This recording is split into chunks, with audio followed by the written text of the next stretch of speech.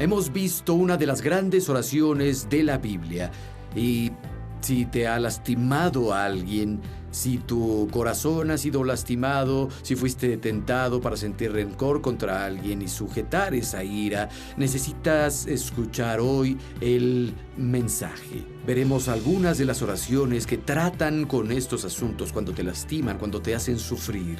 Y pienso que será una bendición para ti.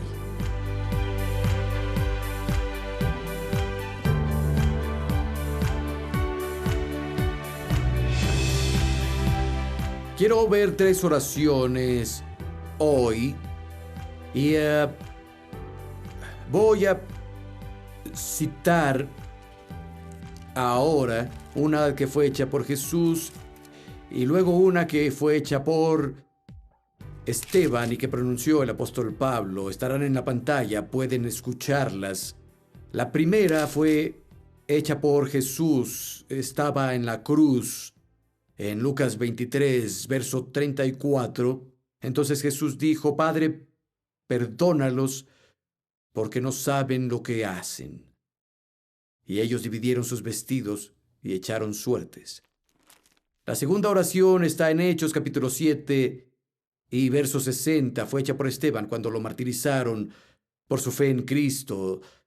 Dice: se arrodilló y clamó en voz alta: Señor, no les cobres este pecado. Y cuando dijo esto, murió. La tercera oración, segunda de Timoteo, capítulo 4, verso 16. Pablo escribe: en mi primera defensa, nadie me apoyó, todos me abandonaron. Que no les sea tomado en cuenta. Las 3 oraciones son muy similares y pienso que podemos considerar las 3 grandes oraciones de la Biblia y vamos a verlas una a la vez en el orden opuesto en el que las leímos. Pablo le escribe a Timoteo y Pablo escribe de viejo. Antes en el mismo capítulo dijo: oye, ya terminé mi carrera, peleé la buena batalla, mantuve mi fe, mi vida está lista para ser derramada como ofrenda. Pablo sabe que llegaba al final de su vida, escribió como Pablo el anciano, y le está relatando algunas cosas a su hijo en la fe, Timoteo, en el verso 16. Dice: en mi primera defensa, cuando estuve frente a Roma para dar defensa por mi vida, nadie me defendió. Todos me abandonaron, desertaron de mí. Que no se les tome en cuenta. Y obviamente significa: pido a Dios que no lo cargue en su contra, pido a Dios que no lo tome en su contra. Y aquí Pablo no solo expresa una idea considerada, fue una reiteración de una petición que su corazón le oró a Dios. Cuando estuvo frente a las autoridades romanas para defender su vida, nadie estuvo con él. Todos desertaron y lo abandonaron. Y Pablo está hablando aquí sobre creyentes. Por ellos él arriesgó su propia vida y sufrió tanto para llevarles la verdad del Evangelio. ¿Sabes? Otros que eran compañeros obreros en el Evangelio con él lo abandonaron en su tiempo de necesidad. Quiero que marquen esto. Tal vez volvamos, tal vez no. Vayan conmigo a Hechos 24. Es solo una frase y hay argumentos sobre específicamente cuál es el encarcelamiento del que Pablo hablaba. Pero hay uno aquí y fue cuando él fue a Jerusalén por guía del Espíritu y Al estar ahí, Santiago era el jefe de la iglesia. Dijo, escucha, hay muchos judíos conversos y ellos dicen que no crecen las leyes de Moisés y que vas en contra de la fe de nuestros padres. Escucha, hay un par de hermanos que hicieron un juramento. Rapa tu cabeza y haz un juramento con ellos y ve al templo para que vean que no estás corrompido y que no estás en contra de la religión judía. Y Pablo dice, sí, haré lo que digas. Hizo todo eso y cuando estaba en el templo hubo un motín y lo toman y hablan de despedazarlo. Las personas gritan diferentes cosas, lo acusan de diferentes cosas y finalmente lo llevan a Cesarea. Es un pueblo costero a 70 kilómetros de Jerusalén, porque le dijeron al oficial romano que había un complot para asesinar a Pablo a manos de los judíos. Varios judíos ah, habían hecho un juramento de que no comerían ni beberían nada hasta matar a Pablo. Así que él lo envía con un montón de soldados romanos a Cesarea y Pablo es arrestado ahí. Félix era su gobernador entonces y los judíos llegan y dan su argumento contra Pablo, nada pudo sustentarse, todo era falso. Pablo se defiende solo y Félix dice, este chico no ha hecho nada malo. Pero para aplacar a los judíos, Félix deja a Pablo prisionero ahí. Y quiero que vean conmigo un par de versos en Hechos 24, verso 26. Está hablando sobre el gobernador Félix. También Félix esperaba que Pablo le ofreciera dinero para poder liberarlo. Por eso mandó por él con frecuencia y conversaban. Después de 2 años, Porcio Festo sucedió a Félix. Félix quería ganarse a los judíos, dejó preso a Pablo. Pablo estuvo ahí, bajo arresto, acusado falsamente en Cesarea por 2 años. Félix, el gobernador, sabía que Pablo estaba bien conectado, con muchas personas en Jerusalén. Sabía que podían recaudar fondos para su fianza. Félix esperaba obtener el dinero para liberar a Pablo. Pablo estuvo ahí por 2 años y ni una persona fue de la iglesia de Jerusalén a testificar o hablar a su favor. Ni una sola ofrenda se pidió para recaudar dinero y pagar su fianza y que fuera liberado. Solo era un viaje de 2 días. Estaba a 70 kilómetros. ¿Dónde estaban todos? Pablo dijo en mi primera defensa, nadie estuvo conmigo. Todos me abandonaron. Y no lo leímos, pero en el siguiente verso, aquí en 2 de Timoteo, dice, pero el Señor estuvo conmigo y me fortaleció. Cuando todos los demás te abandonan, Jesús no te abandona. Es suficiente, es lo que necesitas. Pero Pablo dijo, pido a Dios que no lo tome en cuenta en su contra, que no sea contra ellos, que no se les tome como a deuda. 2 años. Y nadie fue.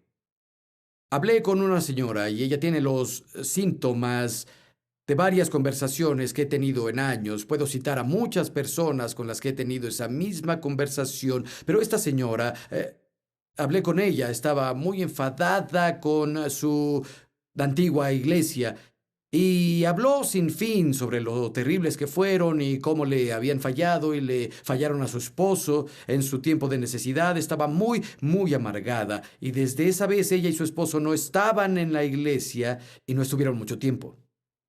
Estaban buscando iglesias, pero muy separadas. Y subió a compartir su historia, su esposo se enfermó y nadie fue a visitarlo. Nadie fue al hospital, nadie llamó, y sabía que iban a una iglesia muy grande. Pregunté y no estaban involucrados en un grupo más pequeño, no estaban involucrados en una célula o en un grupo de vida ni nada así, no eran voluntarios en nada, solo atendían. Y de alguna forma, en la iglesia grande, tal vez alguien pensó, vienen a uno de muchos servicios, tal vez no estén en el mismo que nosotros, o no se sientan donde siempre, como sea, nadie los notó, les fallaron, a veces eso pasa. Pero estaba tan enojada, nos fallaron y tomó una brocha con lo que percibía como una falla de la iglesia de no visitar a su esposo cuando estaba en el hospital y pintó todo el cuerpo de Cristo con esta brocha. Ella se amargó, los creyentes, ¿sabes? Fallan, son un montón de hipócritas, todos en la iglesia son unos hipócritas. Amigo, no es así. Pero sé que tal vez hay personas aquí a quienes les han fallado de una u otra forma y sus compañeros creyentes en los que confiaban no estuvieron ahí para ti o lo que sea que haya pasado. Pablo dijo en mi primera defensa, si está hablando de cuando estuvo en Roma, había muchos creyentes en Roma. Hay muchas personas por las que él arriesgó la vida. Piensen en los hermanos ahí en Jerusalén y nadie fue. Pero no hay la menor señal de amargura en Pablo. Lo único que vemos que sale de su boca es perdón. Pido a Dios que no se les tome en cuenta. Que Dios no los acuse de nada. Yo no les guardo rencor y no quiero que Dios se los tome en cuenta. Vayan conmigo a 2 de Corintios, capítulo 2. Volveremos al libro de Hechos. ¿Saben? 2 de Corintios, capítulo 2 y verso 10. Pablo le escribe, a quienes ustedes perdonen, yo también perdono. De hecho, si había algo que perdonar, lo he perdonado por consideración a ustedes en presencia de Cristo, para que Satanás no se aproveche de nosotros, pues no ignoramos sus artimañas. Si no perdonamos, Satanás se aprovecha de nuestra vida. En lo personal, no quiero que el diablo se aproveche de mi vida. ¿Y ustedes? Pero es que no sabes qué dejaron de hacer por mí. No, no lo sé. Deben pedir Dios que su pecado no sea considerado. Los perdono. Dios, te pido que los perdones y que no se los tomes en cuenta. Pero no estuvieron ahí para mí, no estuvieron para el apóstol Pablo tampoco. No querrás darle al diablo una ventaja en tu vida. Las escrituras dicen en Efesios 4, 26 y 27, la cito de la versión moderna, si estás enojado, no peques sintiendo rencor. No dejes que el sol se ponga estando enojado. Deja pronto tu enojo. Cuando estás enojado, le das pie al diablo. Amigo, la falta de perdón y la amargura le darán acceso al diablo a tu vida como ninguna otra cosa. De hecho, si ves la principal causa que Jesús citó en una oración no contestada, la falta de perdón. Si mis oraciones no tienen respuesta, sería el primer lugar donde buscaría. Tengo resentimiento, he guardado la falta de perdón, tengo amargura hacia otra persona. Estaba hablando con un amigo ayer, Wayne Alcorn, es un pastor en Australia, y Wayne y yo y otros 2 amigos fuimos a un lugar al norte de Australia a acampar y pescar. Se llama Weipa, es un lugar en la nada. Y subimos a un bote, entramos más a la nada y donde pusimos nuestras tiendas había cocodrilos por doquier. En verdad, por doquier. Pusimos una trampa para cangrejos en una especie de arroyo ahí y atrapábamos cangrejos y los cocinábamos al fuego en la noche. Pero casi cada noche nuestra trampa era saboteada por los cocodrilos. Y no podías hacer ondas en el agua porque había cocodrilos. Y pescábamos en la orilla y veíamos a los cocodrilos todo el tiempo. Cuando ibas a revisar la trampa, alguien más se quedaba vigilando a los cocodrilos o podían comerte. Cuando lanzas el bote hay un letrero grande porque alguien fue atacado por un cocodrilo. Decía, no entres al agua cuando lanzas el bote. Estaban en todas partes y vimos unos grandes. En fin, hablé con Wayne ayer y dijo, Bayless, donde estuvimos está en las noticias. Un chico fue atacado por un cocodrilo. Fui a ver las noticias y un chico estaba pescando justo en la orilla donde estuvimos y un cocodrilo lo atrapó, era de 295 kilos, lo atrapó, lo tomó por las piernas y se aferró a una raíz de mangle. Y la historia es interesante porque es un chico de campo, se notaba por la forma en que respondió en la entrevista, sobrevivió, pero se sostuvo esa raíz de mangle por 30 minutos. mientras el cocodrilo le jalaba las piernas y giraba intentando llevarlo al agua y, bueno, lo lastimó mucho. Después de 30 minutos alguien oyó sus gritos, un amigo vino, lo sacó de las quijadas del cocodrilo y lo salvó. Pero ¿sabes cuando no perdonas, permites que la serpiente clave sus colmillos en ti y quiere arrastrarte y ahogar tu espíritu? Y hay algunos que se aferran a la raíz del mangle. La única forma de salir de las quijadas que intentan hundirte es perdonar. Tienes que soltarlas. Tienes que perdonar. Es una de las grandes oraciones de la Biblia. Pablo tenía roto el corazón, sin duda. Lo abandonaron las personas que amaba y en quienes confiaba. Personas que creyó que lo apoyarían en su hora de necesidad no estuvieron. Pero pidió a Dios que los perdonara. Y vamos a Hechos capítulo 6. Vayan conmigo, por favor. Vamos a ver la segunda oración, la que Esteban pronunció. Pero quiero darles un poco de historia de Esteban. Hechos capítulo 6, verso 5. Están eligiendo a personas que sirvan comida en la iglesia. Dice, esta propuesta agradó a la asamblea. Escogieron a Esteban, hombre lleno de fe y del Espíritu Santo. Este es el verso 5. Vamos al verso 8. Esteban, lleno de fe y poder, hacía grandes prodigios y señales entre el pueblo. Con él discutieron ciertos individuos de la sinagoga llamada los libertos, gente de Cirene, de Alejandría, de Sicilia y de Asia. Discutían con Esteban. Como no podían hacer frente a la sabiduría ni al espíritu con el que hablaba, instigaron a unos hombres a decir: lo hemos oído blasfemar contra Moisés y contra Dios. Agitaron al pueblo, a los ancianos, a los escribas, se apoderaron de Esteban y lo llevaron ante el consejo. Presentaron testigos falsos que dijeron: este hombre no deja de hablar contra este lugar santo y contra la ley. Le oímos decir que ese Jesús de Nazaret destruirá este lugar y cambiará las tradiciones que nos dejó Moisés. Todos los que estaban en el consejo fijaron la mirada en Esteban y vieron su rostro, parecido al de un ángel. Ahora, vean lo que esos chicos hicieron. Están poniendo a testigos falsos. Sin duda sobornaron a personas para mentir en contra de Esteban. Y es llevado ante el sumo sacerdote y puede decir su parte. Y Esteban le cuenta la historia al pueblo de Israel y concluye con estas palabras en el capítulo 7, verso 51. Dice, son unos tercos, duros de corazón y sordos, siempre resisten al Espíritu Santo, como sus padres antes de ustedes. ¿A cuál de los profetas no persiguieron sus antepasados? Mataron a los que predijeron la venida del justo, y ustedes ahora a éste lo han traicionado y asesinado. Recibieron la ley por medio de ángeles y no la han obedecido. Cuando oyeron esto, les cortó el corazón y rechinaron los dientes de ira contra él. Pero Esteban, lleno del Espíritu Santo, fijó la mirada en el cielo y vio la gloria de Dios y a Jesús de pie a la derecha de Dios. Dijo, veo el cielo abierto y al Hijo del Hombre a la derecha de Dios.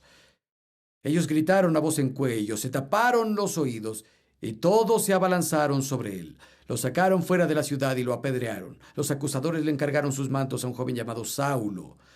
Mientras lo apedreaban, oraban a Dios. Señor Jesús, recibe mi espíritu. Luego cayó de rodillas y gritó, Señor, no les tomes en cuenta este pecado. Cuando dijo esto, murió. Impresionante. Ellos mintieron sobre él, obligaron a otros a mentir sobre él, crujieron los dientes contra él, signifique lo que signifique. Ese hombre cuya cara brillaba como un ángel, hablaba como un ángel, y ellos no lo aceptaron. Se taparon los oídos y levantaron sus voces y clamaron, intentando acallar sus conciencias, intentando ahogar la verdad, intentando ahogar su razón. Y se encontraron con el hombre que tenía gloria celestial en su cara, aunque sus corazones fueron cortados con la verdad. Al final la rechazaron, no escucharon. Recuerdo que una vez leí algo sobre un abogado muy exitoso y un joven aprendiz de leyes le preguntó: explícame por favor, ¿cómo has sido tan exitoso? Dijo: de 3 formas. Dijo: cuando tengo un caso, número 1, busco si hay una ley que cubra el caso. Si hay una ley que lo cubra, presento la ley en la corte y gano el 100% de esos casos. Es un juego de niños. Y si no encuentro una ley específica que cubra a mi cliente, solo recopilo los hechos y presento los hechos, gano la mayoría de esos casos. Y otro aprendiz dijo: ¿y si no tienes ninguna ley ni ningún hecho, qué haces? Y dijo: es lo tercero. Golpeo la mesa con el puño y hago mucho ruido. Descubrirás que las personas en un argumento en general, quien levanta la voz hasta el máximo, tiene menos para sustanciar su posición. Esos chicos gritaron fuerte porque sabían que lo que él decía era verdad. ¿Saben? Esteban estaba lleno del Espíritu Santo cuando murió. Es interesante, cuando fue llamado al servicio público, dice que estaba lleno del Espíritu Santo. Cuando fue un mártir, estaba lleno del Espíritu Santo. El Espíritu Santo te ayudará a morir bien, amigo. Te ayudará a vivir bien y te ayudará a morir bien. De hecho, en Hechos 1:8, cuando Jesús le dijo a los discípulos: no dejen Jerusalén hasta que reciban el don del Padre, y dijo: necesitan recibir al Espíritu Santo. Recibirán el poder cuando el Espíritu Santo venga sobre ustedes. Serán mis testigos en Jerusalén, Judea, Samaria y hasta el fin de la tierra. ¿Cuántos lo saben?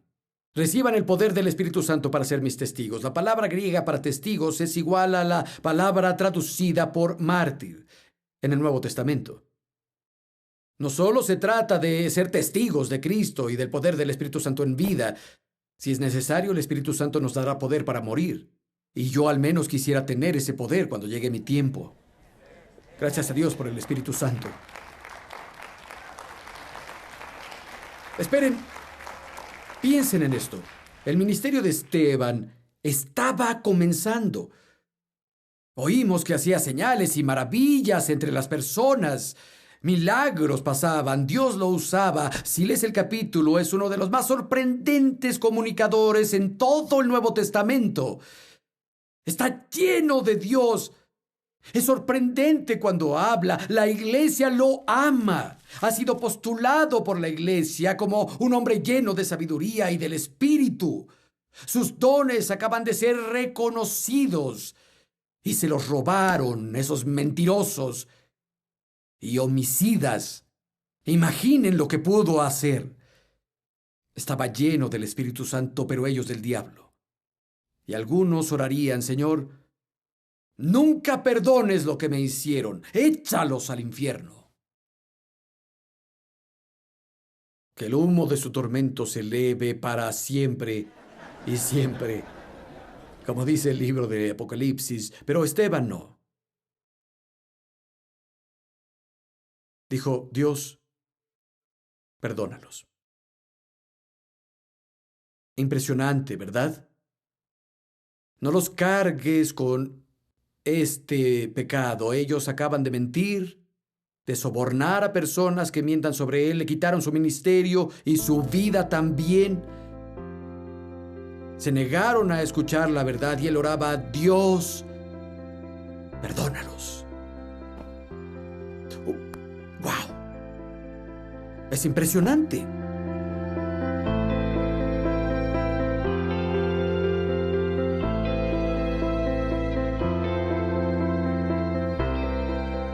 Es importante que aprendamos a hacer oraciones de perdón.